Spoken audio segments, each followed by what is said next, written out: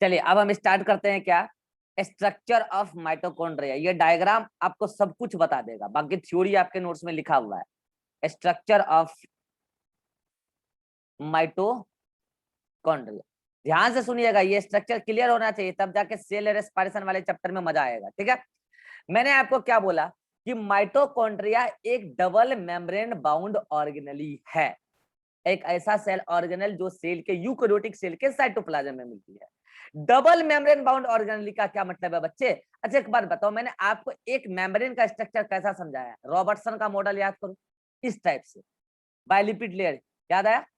इस टाइप से bilipid layer, और इस बाइलिपिड लेयर के बीच बीच में क्या धसा हुआ रहता है? प्रोटीन। कहीं पे तो टोटली बरीड होता है, तो कहीं पे पार्सली बरीड होता है। ये जाके एक मेम्ब्रेन कहलाती है, राइट जी? ये एक मेम्ब्रेन है, ये एक मेम्ब्रेन है कंप्लीटली। और मैं कह रहा हूं ऐसा ऐसा दो मेम्ब्रेन एक पर्टिकुलर शेप में आके अरेंज हो जाएगी, और ऐसे ही एक मेम्ब्रेन इधर होगा, ये देखिए, ये ऐसे, ये एक मेम्ब्रेन, और इन दोनों मेम्ब्रेन के बीच में एक गैप है, ये गैप है। इस तरीके का एनवेलप होता है माइटोकॉन्ड्रिया का, और इस तरीके का बाउंड्री होता है माइटोकॉन्ड्रिया का। अब मैं इस पूरे को अगर एक सिंगल लेयर से ऐसे दिखा दूं, तो इसका मतलब ये नहीं है कि वो एक सिंगल बायोलिपिड लेयर है। अरे एक मेम्ब्रेन जो रॉबर्टसन का मेम्ब्रेन होता है वैसा, एक मेम्ब्रेन ये और एक मेम्ब्रेन ये, इसके बीच में एक गैप है, ऐसा होता है माइटोकॉन्ड्रिया का मेम्ब्रेन। मतलब माइटोकॉन्ड्रिया एक डबल मेम्ब्रेन बाउंड ऑर्गेनेली है, और उसके माइटोकॉन्ड्रिया के क्या आउटर मेम्ब्रेन को हम लोग आउटर माइटोकॉन्ड्रियल मेम्ब्रेन बोल सकते हैं, राइट जी? क्या अंदर वाली मेम्ब्रेन को, ये काली वाली बाहर वाली, और ये अंदर में, ये इनर माइटोकॉन्ड्रियल मेम्ब्रेन है, राइट? और जो आपको ये स्पेस दिख रहा है, दिस वन, ये स्पेस, ये स्पेस दोनों माइटोकॉन्ड्रियल मेम्ब्रेन के बीच का स्पेस है। ध्यान से, ये स्पेस दोनों माइटोकॉन्ड्रियल मेम्ब्रेन के बीच का स्पेस है, इसीलिए इसको पेरी माइटोकॉन्ड्रियल स्पेस कहते हैं। पेरी मतलब होता है बीच में, ना अंदर ना बाहर। अंदर तो गुलाबी वाला है, ये अंदर गुलाबी वाला है, ये बाहर भी नहीं है ना, बाहर तो बाउंड्री है, ये आउटर माइटोकॉन्ड्रियल मेम्ब्रेन। तो ये बीच में एक चैम्बर फंस गया, ये है पेरी माइटोकॉन्ड्रियल स्पेस। और कभी कभी हम लोग पेरी माइटोकॉन्ड्रियल स्पेस को ही इंटर मेम्ब्रेन स्पेस भी बोलते हैं, इंटर मेम्ब्रेन स्पेस, लेकिन नाम स्पष्ट देना पड़ेगा फिर, inter membrane space of mitochondria, तब हम समझेंगे कि वो पेरी माइटोकॉन्ड्रियल स्पेस के ही बारे में बोली जा रही है, inter membrane space. Because inter membrane space का मतलब तो सिंपली होता है दो मेम्ब्रेन के बीच का space, that is inter membrane space. लेकिन जब पेरी माइटोकॉन्ड्रियल स्पेस बोल दिए तो जाहिर सी बात है कि दोनों माइटोकॉन्ड्रियल मेम्ब्रेन के बीच का space is perimitochondrial space. अभी मैं बताऊंगा इसका और एक नाम है। अब आते हैं अंदर, ये काली वाली क्या है? ये पर्टिकुलर, ये क्या है? Inner mitochondrial membrane. आप देख पा रहे होंगे कहीं कहीं इनर माइटोकॉन्ड्रियल मेम्ब्रेन अंदर की तरफ मुड़ जा रही है, अंदर की तरफ इन्वेजिनेट हो जा रही है, देख पा रहे हैं? जो ये स्ट्रक्चर है ऐसे, कई जगह ऐसे, कई जगह जो अंदर की तरफ मुड़ जा रही है, इसको हम लोग बोलते हैं क्रिस्टी। क्या बोलते हैं इसको? क्रिस्टी, क्रिस्टी कहते हैं बच्चों। अब अंदर इस क्रिस्टी और ये इनर माइटोकॉन्ड्रियल मेम्ब्रेन एक ही चीज है, बस ये क्रिस्टी क्या है? इनर माइटोकॉन्ड्रियल मेम्ब्रेन का अंदर की तरफ इनफोल्डिंग है, इनवेजिनेशन। अब इस इनर माइटोकॉन्ड्रियल मेम्ब्रेन के अंदर आप ये जो कुछ भी गुलाबी में देख रहे हैं, इस पूरे स्पेस को हम मैट्रिक्स कहते हैं। क्या बोलते हैं? मैट्रिक्स कहते हैं। अब समझिएगा, आपको एक वर्ड को लेके कंफ्यूजन होगा एनसीईआरटी में। हाँ, आपको कई जगह वर्ड लिखा मिलेगा ल्यूमेन, और कई जगह वर्ड लिखा मिलेगा मैट्रिक्स। बच्चों क्या है ना, मैंने कल भी आपको सिखाया था, बायोलॉजी में एक वर्ड की वजह से आंसर चेंज हो जाता है। देखो क्या है यार, ल्यूमेन का मतलब सिंपली सिंपली बात होता है कि कहीं पे भी ऐसा कोई स्पेस जो मेम्ब्रेन से इनक्लोज हो, मेम्ब्रेन से घिरी हुई हो, ठीक है, इसको बोलते हैं हम लोग क्या? ल्यूमेन। क्या बोलते हैं? ल्यूमेन। तो अगर हम ऐसा माने कि ये आउटर माइटोकॉन्ड्रियल मेम्ब्रेन है, अगर हम ऐसा माने यहां से लेके यहां तक ये पूरी स्पेस मेम्ब्रेन से घिरी हुई तो है, राइट? भले ही अंदर में कुछ भी हो, इनर माइटोकॉन्ड्रियल मेम्ब्रेन हो, जो कुछ भी हो, ये एक आउटर बाउंड्री था और ये एक आउटर बाउंड्री, पूरी आउटर बाउंड्री, उसके अंदर जो भी स्पेस है, ये पूरा जो आपको दिख रहा है, क्या हम इसको ल्यूमेन बोल सकते हैं? बच्चे बोलते हैं नहीं, मैं कहता हूं हाँ बोल सकते हैं, एनसीईआरटी ने भी कहा, आप गौर करना। बच्चे क्या सोचते हैं ना सर, ल्यूमेन का मतलब जो आप क्लोरोप्लास्ट में बताते हो केवल वही होता है। ल्यूमेन का मतलब होता है मेम्ब्रेन से घिरी हुई कोई भी स्पेस, खेला खत्म।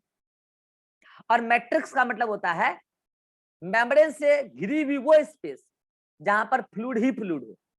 तो उस स्पेस को, जहां फ्लूइड ही फ्लूइड हो, उस स्पेस को हम लोग मैट्रिक्स कहते हैं। तो ल्यूमेन और मैट्रिक्स में थोड़ा सा अंतर है। ल्यूमेन का मतलब मेम्ब्रेन से घिरी हुई वो स्पेस पूरी की पूरी ल्यूमेन कहलाती है। मैट्रिक्स उस फ्लूइड को कहते हैं जो उस ल्यूमेन में फ्लूइड है, राइट।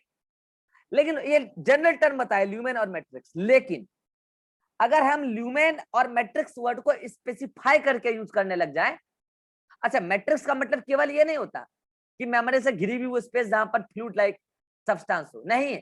मैट्रिक्स का मतलब सीधा सीधी होता है फ्लूइड लाइक सब्सटेंस, जो सेमी फ्लूइड नेचर का हो, थोड़ा सा गहरा हो, उसको बोलते हैं मैट्रिक्स। और ल्यूमेन का मतलब होता है मेमोरी से घिरी हुई अंदर की स्पेस। तो होता क्या है, ये दोनों वर्ड का तो कॉमन मतलब ये होता है, लेकिन हम लोग ल्यूमेन स्पेसिफिकली कहाँ यूज करते हैं, क्लोरोप्लास्ट के अंदर वर्ड यूज करते हैं, कल बताएंगे कहाँ। और मैट्रिक्स कई जगह वर्ड यूज करते हैं। तो आपको बताना पड़ेगा कि कहाँ के मैट्रिक्स के बारे में आप बता रहे हो। जैसे यहां पर देखो, यहां पर एनसीईआरटी ने क्या लिखा, तो गौर से सुनना। एनसीईआरटी ने लिखा कि आउटर माइटोकॉन्ड्रियल मेम्ब्रेन के अंदर जो पूरी स्पेस है वो ल्यूमेन है। और इस ल्यूमेन को, ध्यान से सुनना, इस ल्यूमेन को इनर माइटोकॉन्ड्रियल मेम्ब्रेन दो कंपार्टमेंट में डिवाइड कर दे रहा है, एक ये वाली और एक ये वाली। कितने लोगों को ये बात क्लियर हो गई, हाथ खड़ा कीजिए। ये इनर माइटोकॉन्ड्रियल मेम्ब्रेन इस पूरी ल्यूमेन को, जो यहां से यहां तक थी, इस पूरी ल्यूमेन को दो कंपार्टमेंट में डिवाइड कर दिया, एक ये वाली और एक ये वाली। अब बच्चा सोच रहा होगा सर तीसरा ये वाली है, अरे पागल, ये वही वाली तो पहले जो बनाया था वही तो पूरा। ये इनर माइटोकॉन्ड्रियल मेम्ब्रेन ने क्या किया, तो डिवाइड कर दिया किसको, ल्यूमेन को दो अपार्टमेंट में, दो कंपार्टमेंट में। और पता है बच्चों, ये दोनों ही कंपार्टमेंट के अंदर पानी ही पानी है, इसलिए दोनों कंपार्टमेंट क्या है, एक्वस चेंबर। क्या है, एक्वस चेंबर है। तो इनर माइटोकॉन्ड्रियल मेम्ब्रेन के बारे में जब एक लाइन आती है एनसीईआरटी की उठ के, तो बच्चा उसको गलत समझता है।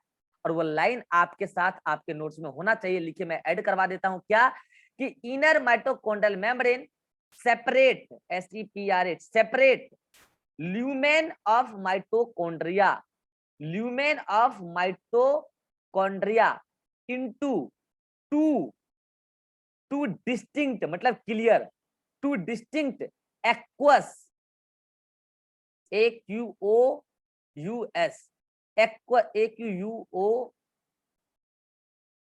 अरे यार, एक्वस, AQUOUS, एक्वस चैम्बर।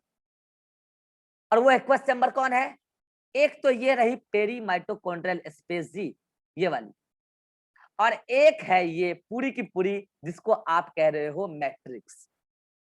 इस चैम्बर का अब देखो यार, चैम्बर का नाम क्या देंगे, इसको तो आपने पेरी माइटोकॉन्ड्रियल स्पेस बोल दिया। मैट्रिक्स तो मैंने क्या बोला, फ्लूइड होता है। तो बच्चा बोलेगा सर फ्लूइड तो पेरी माइटोकॉन्ड्रियल स्पेस में भी है, तो हम यही कह रहे हैं। मैट्रिक्स यहाँ पर ज्यादा फ्लूइड कहाँ है, अंदर की तरफ, इसीलिए इसको केवल मैट्रिक्स कहते हैं।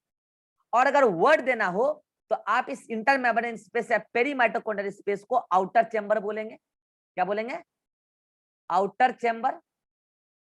और इस मैट्रिक्स को आप इनर चैम्बर बोलेंगे। क्या बोलेंगे, inner chamber. Actually inner chamber क्या है, इनर माइटोकॉन्ड्रियल मेम्ब्रेन के अंदर का पूरा स्पेस इनर चैम्बर है, और उसका फ्लूइड है मैट्रिक्स। लेकिन आमतौर पर बोल देते हैं the space inside the inner mitochondrial membrane is matrix, जबकि वो स्पेस नहीं है, the substances inside the inner mitochondrial membrane is matrix. सभी को टर्मिनोलॉजी क्लियर हो रहा है, हाथ खड़ा कीजिए, हाथ खड़ा कीजिए। ये छोटे छोटे टर्मिनोलॉजी हैं जो आपको क्वेश्चन में स्टेटमेंट देके गलती कराता है, ठीक है। चलिए अब हम बात करते हैं, आप गौर कर पा रहे होंगे कि ये पेरी माइटोकॉन्ड्रियल स्पेस क्या है, दोनों माइटोकॉन्ड्रियल मेम्ब्रेन के बीच का स्पेस है। इसमें क्या होता है बच्चों, इसमें बहुत कुछ होता है। और बच्चों मैं एक बात बताता हूँ, ध्यान से सुनिएगा। एक लाइन फिर एनसीईआरटी की आएगी और आप उसको गलत समझ बैठेंगे, सुनिए ध्यान से। और मैं स्टार लगा दूंगा लास्ट में कौन कौन सा नोट्स आपके नोट्स में लाइन नहीं है। क्या बोल रहा हूं मैं, जो वो ऑक्सीडेटिव फॉस्फोराइलेशन अभी मैंने आपको बताया था ना, ऑक्सीडेटिव फॉस्फोराइलेशन। वो oxidative phosphorylation mainly inner mitochondrial membrane पर चलता है। अब देखिए उसमें कई सारे स्टेप होते हैं, लेकिन जो माइटोकॉन्ड्रिया वाला पार्ट है वो इनर माइटोकॉन्ड्रियल मेम्ब्रेन पर चलता है और उसके सारे एंजाइम इनर माइटोकॉन्ड्रियल मेम्ब्रेन पर लोकेटेड होते हैं, मतलब सारे नहीं, कुछ कुछ। लेकिन उसके एक्चुअली क्या होता है, देखिए मैं आपको बताता हूँ। ऑक्सीडेटिव फॉस्फोराइलेशन में 3 पार्ट होता है। एक होता है आपका, उससे पहले 2 चीज होना होता है, glycolysis, link reaction, Krebs cycle, 3 चीजें उससे पहले, और तब जाके होता है ईटीएस, यही है ऑक्सीडेटिव फॉस्फोराइलेशन। तो ये ग्लाइकोलाइसिस तो साइटोप्लाज्म में चल जाता है, ये सेल नहीं है, कोई बच्चा इसको सेल नहीं समझेगा, ये माइटोकॉन्ड्रिया का डायग्राम। ग्लाइकोलाइसिस तो साइटोप्लाज्म में चल जाता है। लिंक रिएक्शन और ये क्रेब साइकिल, ये लिंक रिएक्शन क्रेब साइकिल चलता है मैट्रिक्स में, और उसके सारे एंजाइम मैट्रिक्स में ही होते हैं। इसका मतलब आप मैट्रिक्स को क्या बोलोगे, site for Krebs cycle, and link reaction also site for Krebs cycle. और मैं बता दूं बच्चों, यहां तक चलने के बाद O2 यूज होता है इस प्रोसेस में, ईटीएस में। ये पूरा चैप्टर पढ़ेंगे हम लोग सेल रेस्पिरेशन, और इसको बोलते हैं एरोबिक रेस्पिरेशन, क्योंकि यहाँ पे O2 यूज हुआ है as a final electron and proton acceptor. छोड़ो ये सब, यूं समझो कि रेस्पिरेशन में, मतलब फूड के ब्रेकडाउन में O2 यूज होगा तो एरोबिक रेस्पिरेशन। और वो काम कहाँ होता है, माइटोकॉन्ड्रिया पे होता है। इसका मतलब माइटोकॉन्ड्रिया के अंदर जो एरोबिक रेस्पिरेशन एक्चुअल में चल रहा है वो जगह कौन है, मैट्रिक्स है। इसका मतलब वो कौन सा प्रोसेस है एरोबिक रेस्पिरेशन का, वो है mainly Krebs cycle. Link reaction is a part of Krebs cycle, link reaction is a part of Krebs cycle, दोनों को मिला के एक ही मान, ठीक है। तो होता क्या है, जो लिंक रिएक्शन है उसमें कई सारे एंजाइम इन्वॉल्व होते हैं, और वो सारे एंजाइम कहाँ है, मैट्रिक्स में। लेकिन एक धांसू एंजाइम है जिसका नाम है सक्सिनेट डिहाइड्रोजिनेज, आएगा वहां पे, आ जाएगा चैप्टर में। वो एंजाइम मैट्रिक्स में नहीं होता है, वो एंजाइम होता है बच्चों आपको इस इनर माइटोकॉन्ड्रियल मेम्ब्रेन पर लोकेटेड। ये बहुत इंपॉर्टेंट बात बता रहा हूं। दूसरा, ये जो फाइनल स्टेप है एरोबिक रेस्पिरेशन का, जिसको आप इलेक्ट्रॉन ट्रांसपोर्ट सिस्टम कह रहे हो, जो आप पढ़ोगे आगे अगले चैप्टर में, ये इलेक्ट्रॉन ट्रांसपोर्ट सिस्टम में कई सारे इलेक्ट्रॉन कैरियर होते हैं, और वो सारे इलेक्ट्रॉन कैरियर इस इनर माइटोकॉन्ड्रियल मेम्ब्रेन पर ही लोकेटेड होते हैं। इसका मतलब ये इनर माइटोकॉन्ड्रियल मेम्ब्रेन बहुत इंपॉर्टेंट है, जिसमें बहुत सारे इलेक्ट्रॉन कैरियर हैं और कुछ एंजाइम भी है। मैं क्या बताना चाह रहा हूं, ध्यान से देखिएगा। इनर माइटोकॉन्ड्रियल मेम्ब्रेन पर तो एक एंजाइम है ही इंपॉर्टेंट, जो क्रेब साइकिल में भाग लेता है, नाम है सक्सिनेट डिहाइड्रोजिनेज। बच्चों मैं आपको बताऊं आपके सिलेबस के आगे का बात, जो आपके लेवल पर नहीं है, आउटर माइटोकॉन्ड्रियल मेम्ब्रेन में भी कुछ एंजाइम होते हैं। आप जो क्रेब साइकिल पढ़ते हो, आप जो एरोबिक रेस्पिरेशन पढ़ते हो, वो पढ़ते हो बच्चों वाला 11th लेवल पर। आगे जब आप स्टडी करोगे तो आप देखोगे माइटोकॉन्ड्रिया के जो फंक्शंस होते हैं उसमें जो एंजाइम इन्वॉल्व होते हैं, ज्यादातर एंजाइम तो मैट्रिक्स में है, कुछ एंजाइम इनर माइटोकॉन्ड्रियल मेम्ब्रेन में है, और कुछ एंजाइम आउटर माइटोकॉन्ड्रियल मेम्ब्रेन पर भी है। यही मैं बताना चाह रहा था। बच्चा इन जनरल सोच लेता है कि माइटोकॉन्ड्रिया में एंजाइम कहाँ है, मैट्रिक्स में। सही बात है, मैक्सिमम एंजाइम मैट्रिक्स में, मैक्सिमम एंजाइम मैट्रिक्स में है, लेकिन कुछ enzyme inner mitochondrial membrane as well as outer mitochondrial membrane पे भी है। ये बात मैं एम्फेसिस देके बोल रहा हूं, और मैं यहां पे लिख देता हूं साइड में, enzymes in mitochondria, in mitochondria, और लिख लीजिए पॉइंट, एक पॉइंट क्या, ये पॉइंट मैक्सिमम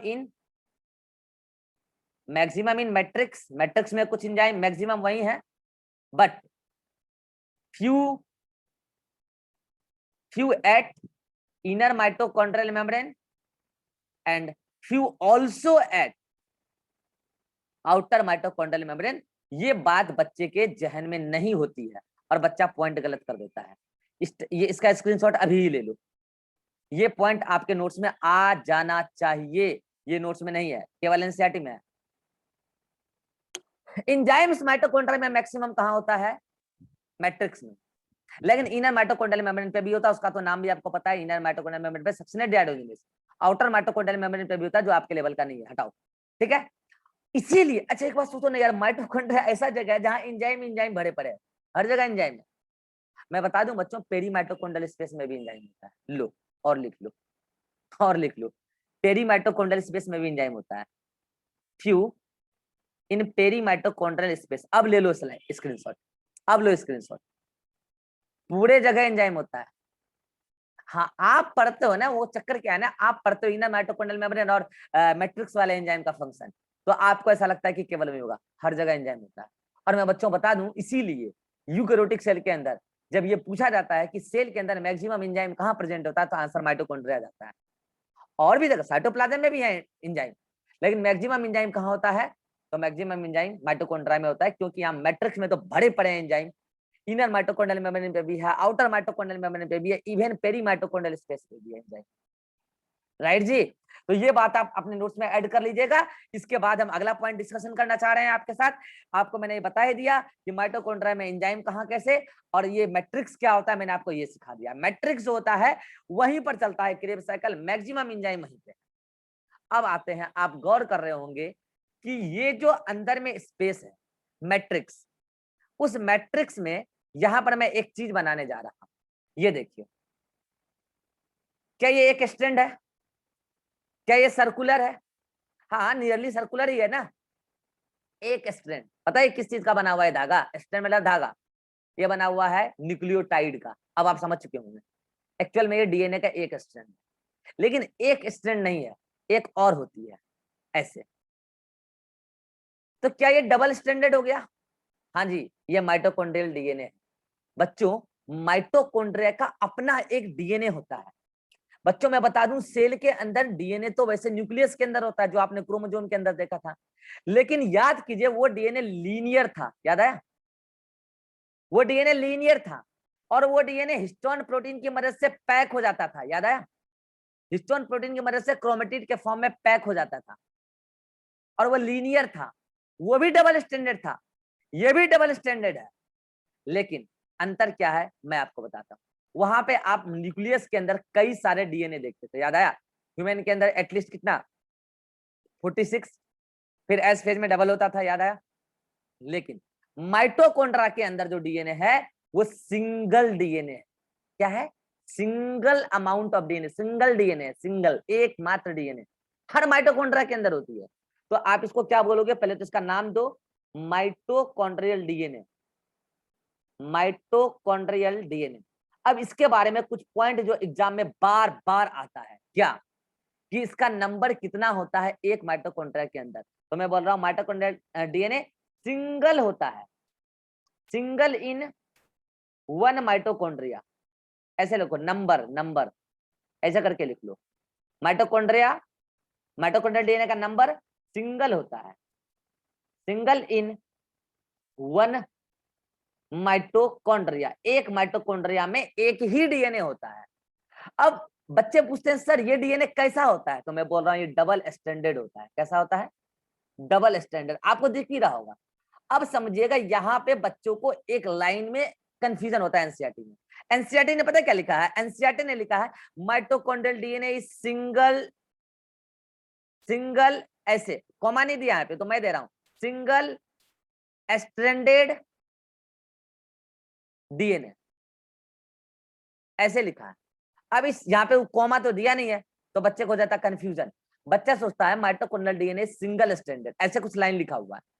एक्चुअल में ये सिंगल उस नंबर को बता रहा है, और स्टैंडर्ड डीएनए, देखो डीएनए हमेशा डबल स्टैंडर्ड ही होता है। डीएनए आज तक सिंगल स्टैंडर्ड होता ही नहीं है। लैब में बने आप बना लो सिंगल स्टैंडर्ड, उसका भी वो कंप्लीट डीएनए नहीं होगा। DNA is always double standard. हाँ आरएनए सिंगल स्टैंडर्ड होता है, आरएनए सिंगल स्टैंडर्ड होता है, डीएनए डबल स्टैंडर्ड ही होता है। तो फिर ये सिंगल क्यों लिखा है एनसीईआरटी? अरे वो नंबर बताना चाह रहा है। तो इस बात को लेके अब मेरे बच्चे कंफ्यूज नहीं होंगे कि वो सिंगल का मतलब क्या। सिंगल का मतलब नंबर, और डीएनए तो डबल स्टैंडर्ड ही होता है। रही बात, एक खास बात है इस डीएनए की, वो खास बात क्या है? मैंने आपको बताया है कि न्यूक्लियोटाइड में जो बेस पेयर होते हैं, nitrogen base pair, adenine, guanine, cytosine, thymine, uracil, याद है ना? तो डीएनए में क्या क्या होते हैं? एडेनिन, अच्छा याद कीजिए मैंने क्या बोला था, ए टी के साथ बॉन्डिंग करता है डबल बॉन्ड के साथ, और जी सी के साथ बॉन्डिंग करता है ट्रिपल बॉन्ड के साथ, याद आया? तो मैं कह रहा हूं बच्चों, ये जो माइटोकॉन्ड्रियल डीएनए है वो जीसी रिच डीएनए है। जीसी रिच का हमने समझ गए होंगे, गुआनिन और साइटोसिन, ये जीसी रिच डीएनए है। अच्छा एक बात बताइए बच्चों, अगर जीसी रिच डीएनए है तो आपको नहीं लगता है कि ज्यादा से ज्यादा वहां पे ट्रिपल बॉन्ड होगा, और अगर ज्यादा से ज्यादा ट्रिपल बॉन्ड होगा तो बताइए आप उस डीएनए को अगर पिघलाना चाहते हैं, उसकी बॉन्ड को तोड़ना चाहते हैं टेम्परेचर की मदद से, तो टेम्परेचर ज्यादा देना पड़ेगा कि कम? कितने लोग मानते हैं ज्यादा देना पड़ेगा? हाथ खड़ा कीजिए। कितने लोग मानते हैं जीसी रिच डीएनए को तोड़ने के लिए ज्यादा टेम्परेचर देना पड़ेगा? क्लियर? अगर ज्यादा, इरहान आराम से सो जाओ, सुना ना, सोफा लगा के सो जाओ, सोफा लगा के सो जाओ, तुम सो जाओ, सो जाओ, सो जाओ, सोफा लगा के सो जाओ तुम।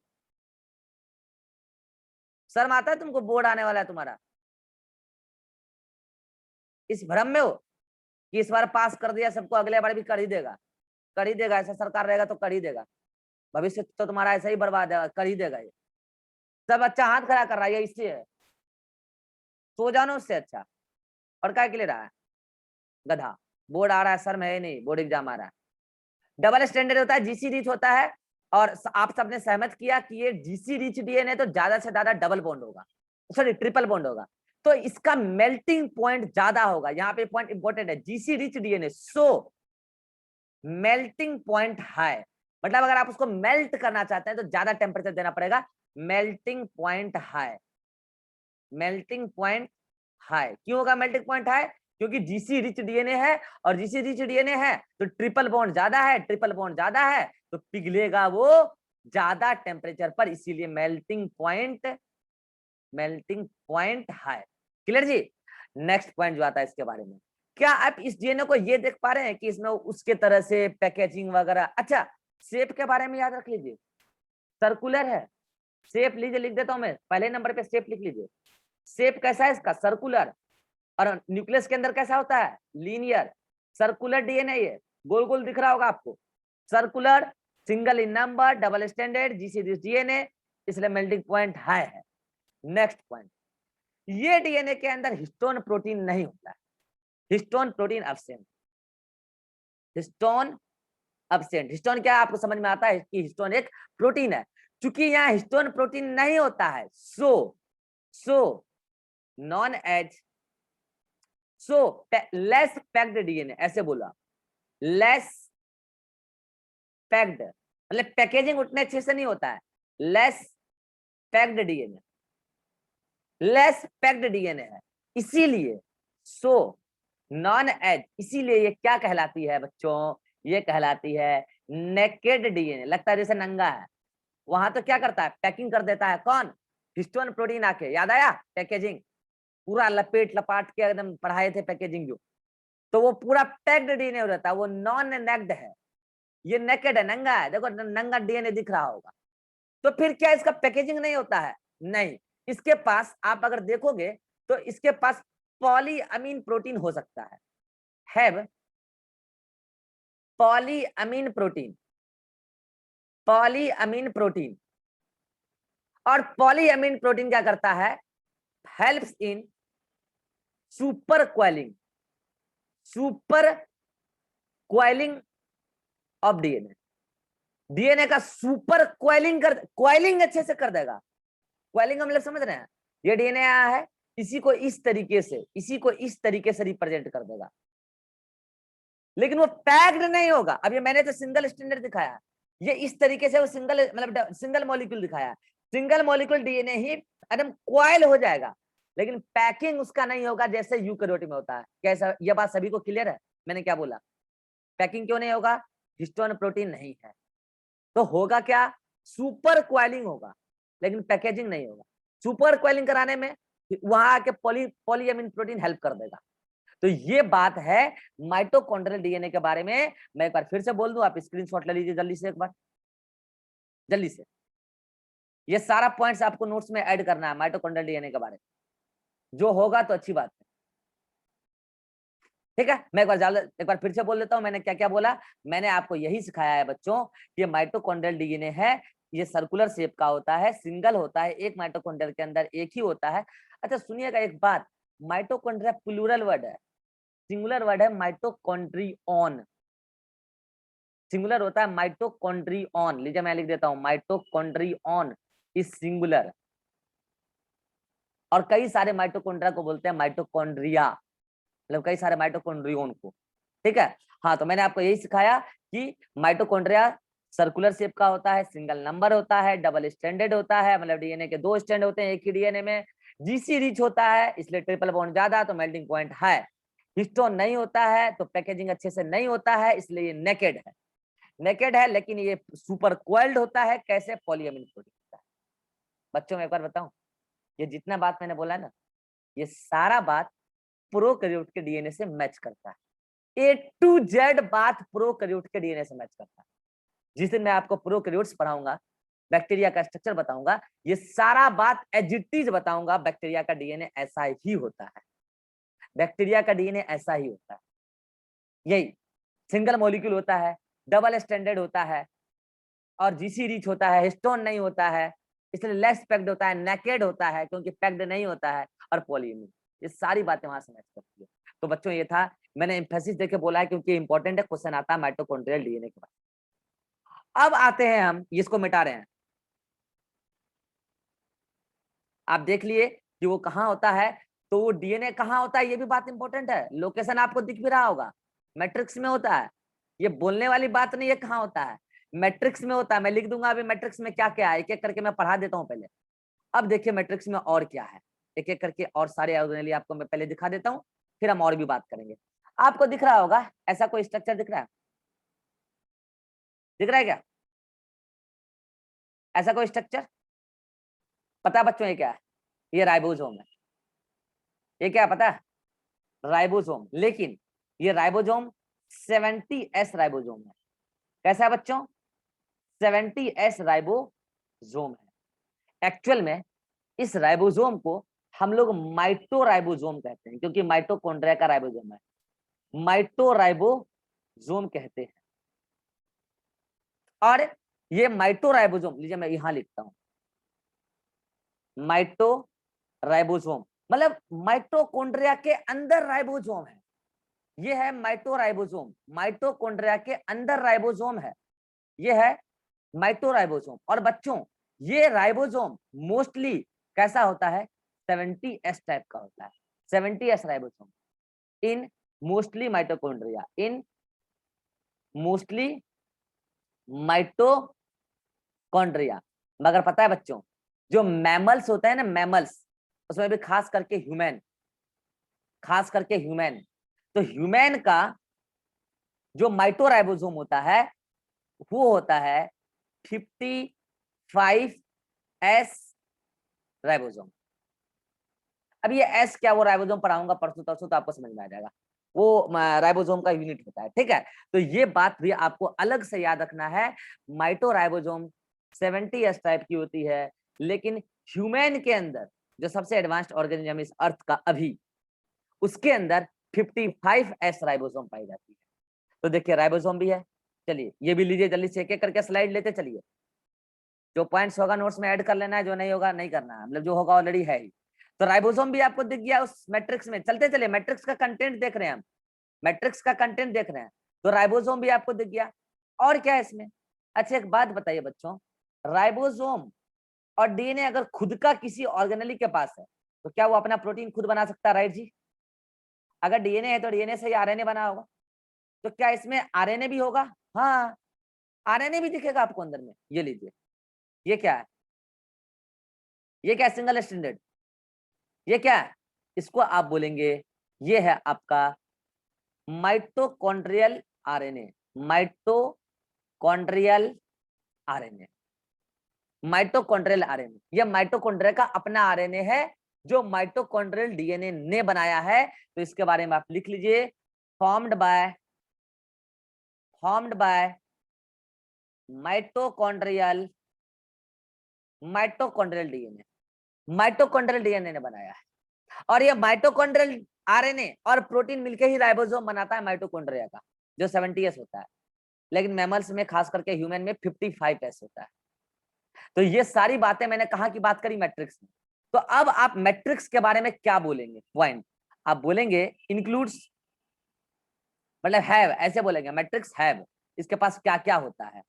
तो मेरे पास जगह नहीं है तो मैं इधर लिख देता हूँ, ठीक है, मेरे पास जगह नहीं है उधर, मैं बोलूंगा हैव क्या क्या, जल्दी बोलिए एक एक करके। डीएनए, माइटोकॉन्ड्रियल डीएनए, राइट जी, माइटोकॉन्ड्रियल डीएनए होता है, क्या उसका अपना आरएनए भी होता है? Yes, mitochondrial RNA. उसके बाद उसमें और क्या होता है? राइबोसोम, माइटोराइबोसोम, माइटोराइबोसोम। कोई और बच्चा बताएगा उसमें क्या होता है? हाथ खड़ा करके, हाथ खड़ा करो जो बताना चाहता है, हाथ खड़ा करो। और क्या होता है? जल्दी, कोई भी बच्चा हाथ खड़ा करो। अरे भौट, अभी बताया यार, मैक्सिमम एंजाइम कहाँ होता है? अरे भौट चुगले।